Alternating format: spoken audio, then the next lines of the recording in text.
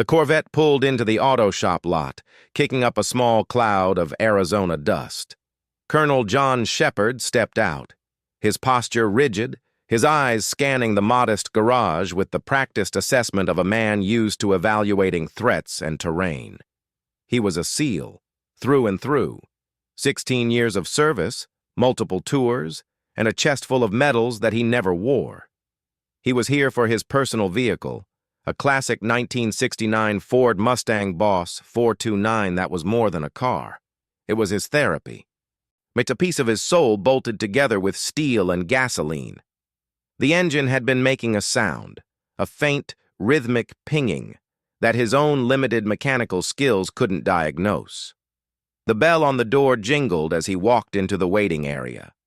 It smelled of oil, rubber, and old coffee. Behind a cluttered counter, a woman was focused on a laptop, her brow furrowed in concentration. She looked young, maybe late 20s, with grease smudged on her cheek and her dark hair tied back in a practical ponytail. She wore coveralls with the name Sloan stitched on the chest. She didn't immediately look up, her fingers typing rapidly. Shepard cleared his throat.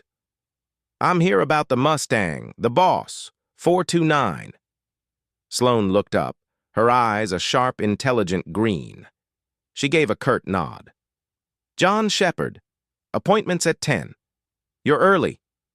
Her voice was neutral, with no hint of the deference he was accustomed to. I just finished pulling the diagnostic. The noise you're hearing is in the valve train, but it's masking a bigger issue. The timing chain has some slack, and your fuel mixture is running lean in the rear cylinders. Whoever tuned this last did a sloppy job." Shepard felt a flicker of annoyance. This car was his pride. He'd bought it from a retired colonel, a man he trusted. The work was done by a master mechanic in Virginia. He specialized in classic American muscle. Sloan shrugged, a small, unimpressed gesture. Then he specialized in making things look pretty instead of run right. I can fix it, but it'll take a few days. The parts for the timing set are going to take 2 days to get here. Shepard frowned. He had a 2-week window of leave, his first real break-in over 2 years. He'd planned on driving the car up through the mountains, a solitary trip to clear his head. "I was hoping to have it for the weekend." "Not happening," Sloan said flatly, finally looking him in the eye. There was no apology in her gaze. It was a statement of fact. "You want it done right, or you want it done fast? I don't do fast." The colonel's jaw tightened. He was used to giving orders, to having his timelines treated as gospel. "Listen, young lady, I've coordinated operations with more moving parts than this engine. I understand logistics. Surely we can expedite this." A flicker of something, amusement, challenge, crossed Sloan's face.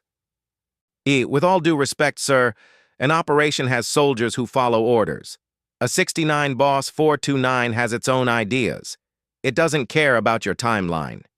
She pulled a rag from her pocket and wiped her hands, a gesture of finality. "I can have it for you Thursday, maybe." Shepard felt his temper rise, a hot flush beneath his collar.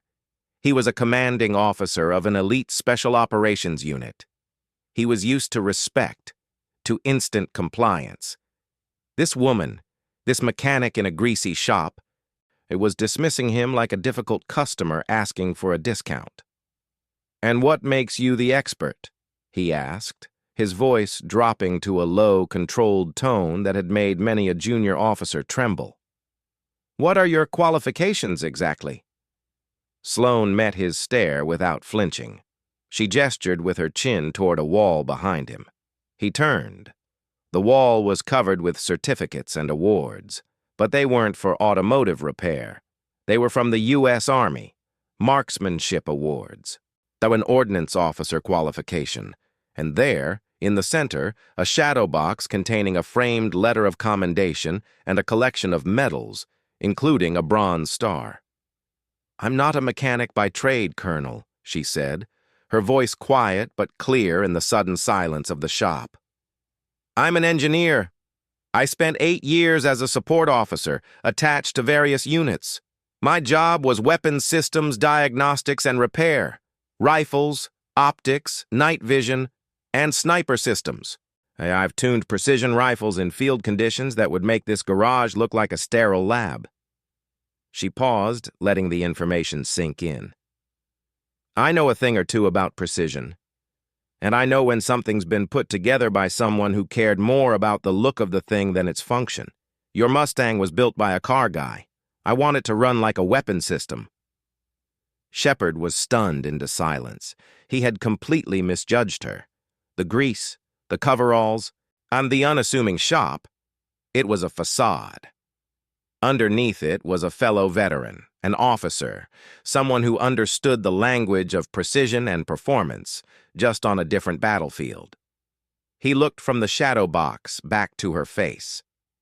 The challenge was gone from her eyes, replaced by a quiet, unshakable confidence. He felt the heat of his embarrassment creep up his neck. He had walked in here, full of his own importance, and had been cut down to size by a simple truth. You can't judge a book by its cover, and you can't judge an engineer by the grease on her hands. He gave a single sharp nod, the only apology he knew how to give. "Thursday, then," he said, his voice gruff but lacking its earlier edge. Sloane just nodded back, the ghost of a smile on her lips. "I'll call you."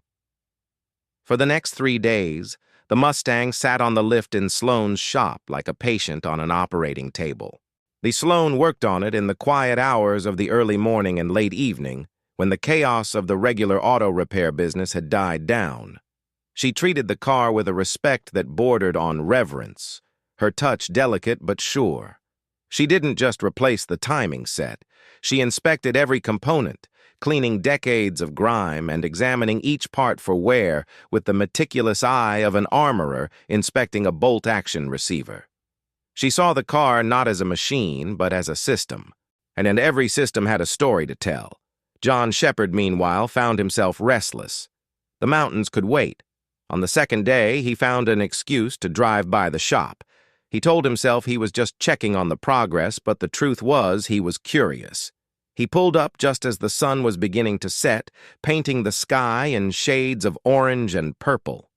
Through the large garage door, which was open to let in the evening air, he saw Sloane. She wasn't working on the engine. She was sitting on a rolling stool, perfectly still, just staring at it. He walked in quietly, his boots making soft sounds on the concrete. Sloane didn't turn. "It's a beautiful piece of engineering," she said softly, more to the car than to him. "The Boss 429. Ford stuffed a massive racing engine into a Mustang just to qualify it for NASCAR. It was a brute force solution to a regulatory problem. They only made about 1,300 of them." Shepard stopped a few feet behind her. It looked like a city of components. "You see the intricate network of wires, hoses, and metal. It looked like a city of components." "You see all that in the engine?" he asked, genuinely intrigued. "I see the design philosophy," she replied, finally turning to look at him. "Every decision a designer makes leaves a mark, just like in a mission plan. You can see where they prioritized power over accessibility, where they cut a corner, and then where they over-engineered a part to hell and back just because they could." She gestured with a wrench. "This engine is a piece of history, and someone, somewhere along the line, started treating it like a museum piece instead of a runner. They polished it, made it look perfect, but they let the fundamental relationships between the parts get out of alignment." She stood up and walked to a workbench. On it, laid out on a clean cloth, was the sniper rifle from her shadow box. "A weapon I tuned before I got out. Weapon I tuned before I got out," she said. "An M2010. The soldier who carried it was operating in some very bad places. He needed to know that when he squeezed the trigger, the round would go exactly where he aimed every single time. There's no room for pretty good in that job. There's only perfect or failure." She ran a hand along the stock. "Now, when the body shop guys try to fix dents, they're artists. They're making it look new. When I tune a rifle or an engine, I'm a scientist. I'm making sure the physics works the way it's supposed to, consistently. She turned back to the Mustang. Your timing was off by just a fraction of a degree. Your fuel mixture was rich in the front cylinders and lean in the back. Individually, you might not have noticed, but together, they were creating a harmonic imbalance. That pinging you heard? That was the engine's way of telling you it was in pain. It was fighting itself. By the time you'd driven it across the country, it might have thrown a rod. Shepard listened, utterly captivated. She wasn't just talking about a car. She was talking about his world, about the importance of harmony within a team, of a leader ensuring every component was functioning in perfect synchronicity, or else the whole mission, the whole person, could come apart. He had felt that imbalance in himself in the months since his last deployment. The transition from the hyper-focused intensity of combat to the quiet of civilian life had left him feeling like a car running on a faulty timing chain, out of sync, pinging with anxiety, fighting himself. "I was in charge of people," he said, the words coming out before he could stop them.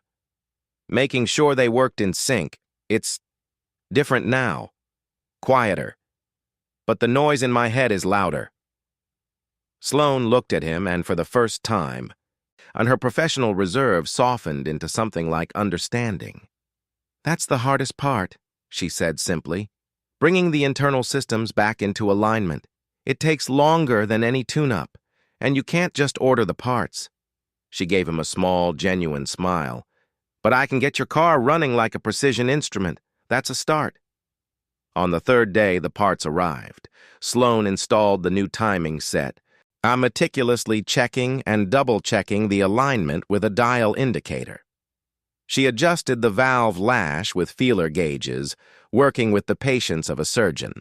But the final piece of the puzzle was the carburetor. The fuel mixture was the heart of the problem, the thing that was causing the imbalance. She removed the 4-barrel carburetor and disassembled it on her clean workbench, laying out the tiny jets, floats, and springs like a jeweler arranging diamonds. She called Shepard late that afternoon. "It's ready for the final test fire. I need to hear it run before I tune the carburetor under load. Thought you might want to be here." He arrived within 20 minutes. The car was still on the lift, but the engine bay was now fully reassembled. It looked magnificent, but it was the potential for movement, for power, that had him hooked. Sloane was holding a mechanic's stethoscope, the metal probe in her hand. "I'll start it." You just listen." She connected a remote starter switch, primed the fuel system, and turned the